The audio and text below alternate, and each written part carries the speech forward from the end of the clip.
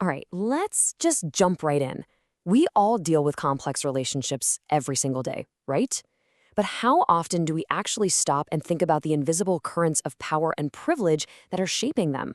Well, today we are breaking down a really fascinating new model that kind of gives us a map to understand these dynamics, not just out in the world, but in our own lives. And that brings us to a really big question. In fields like counseling, professions that are literally built on trust and healing, how do those same dynamics of power and privilege still show up?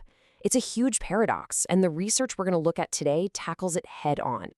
So here's our game plan. We're going to start by seeing how the counseling profession can sometimes be a mirror to society. Then we'll get into the quest to map our own awareness of this stuff. We'll break down the 4 key mindsets, or what the study calls positionalities, see the journey from one end of the spectrum to the other, and wrap up with why any of this actually matters in the real world. Okay, first stop. This idea that even professions with the absolute best intentions aren't magically immune to the problems of the wider world. Research has confirmed what a lot of people have felt for a long time. The counseling field can become this little microcosm of society. And what that means is that the very same issues of oppression and power imbalances that counselors are trying to help their clients navigate, well, they often get replayed between students, supervisors, and educators inside the profession itself. This created a real, urgent need for a better way to talk about and build awareness around it. So how do you even begin to build that kind of awareness? This brings us to the study itself, which was really a quest to create a whole new framework for understanding our own consciousness when we're in relationships with others. To build this new framework, the researchers didn't just, send out a multiple choice survey. They did something way more powerful. They actually sat down with 21 different counseling professionals, everyone from students to seasoned educators, and they just listened to their stories. The whole point was to build a model that was grounded in real, personal, lived experiences with power and privilege. Okay, before we get to the model itself, we've got to get our heads around this key term, positionality. The easiest way to think about it is like a mindset or a particular stance you take.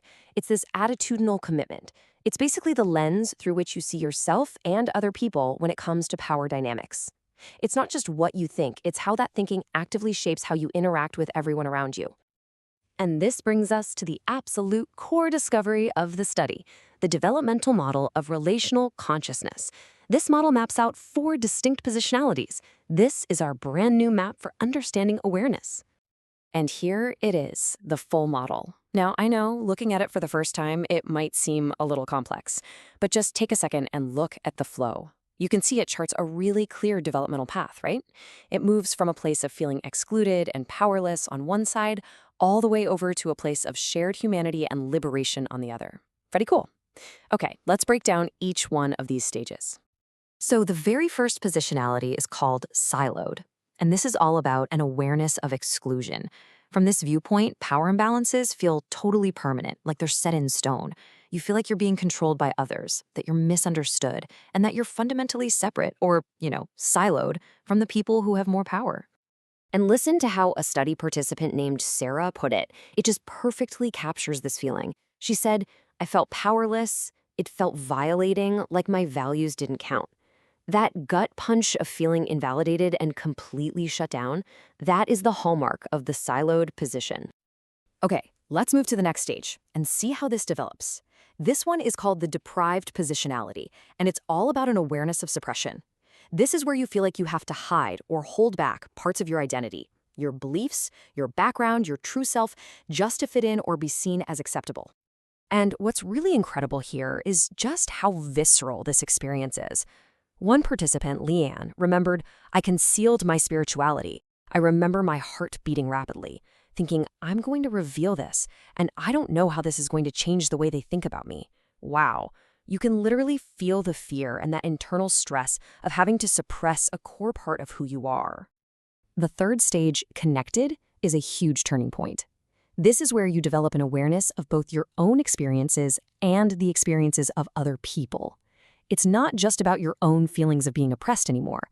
It's about becoming curious, developing empathy, and starting to consciously change your own behavior to support and make space for others. So the absolute key here is this dawning awareness of one's own privilege.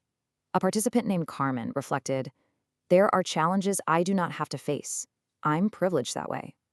That simple, incredibly powerful acknowledgement of what she doesn't have to deal with, that is the very essence of the connected position. It's about looking outward with real empathy. And finally, we get to the interrelated positionality. This is all about an awareness of liberation. It's defined by genuine humility and compassion. And it's a huge leap because it moves beyond just being aware into taking action. People here are actively working to share power and promote equity, not just for their group, but for everyone. And this quote from Luz, it just perfectly captures the breakthrough. She said, "I had to see the human behind the dynamic. The roles make us feel like this person is power and this person is powerless. But really, we both have the same capacity for power." That is the ultimate insight, right? Seeing past the labels and the roles to our shared humanity and realizing we all have the ability to change the system. So now that we've looked at all 4 stages, let's put the starting line and the finish line right next to each other to really appreciate the incredible transformation that happens here. Just look at this journey. You go from an attitude of mistrust and just protecting yourself to one of real humility and compassion. Your focus shifts from my exclusion and my problems to our shared power. Your behavior changes from just noticing all the differences that divide us to actively advocating for everybody. And the outcome? Well, it transforms from a deep feeling of powerlessness into the real hands-on work of promoting equity. It's a massive shift in consciousness.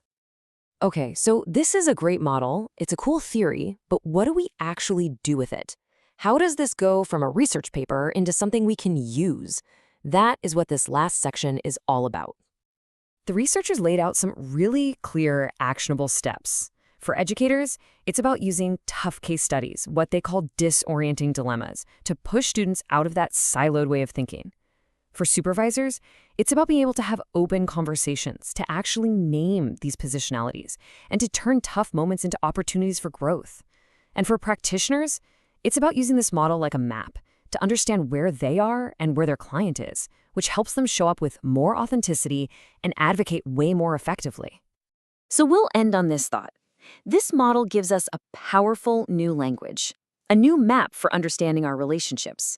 Yeah, it was developed for counselors, but its wisdom applies to every single one of us. So the question I want to leave you with is, where do you see these mindsets, siloed, deprived, connected, and interrelated, playing out in your own life?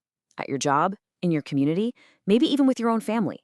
It's one of those lenses that once you start using it, you really do start to see it everywhere.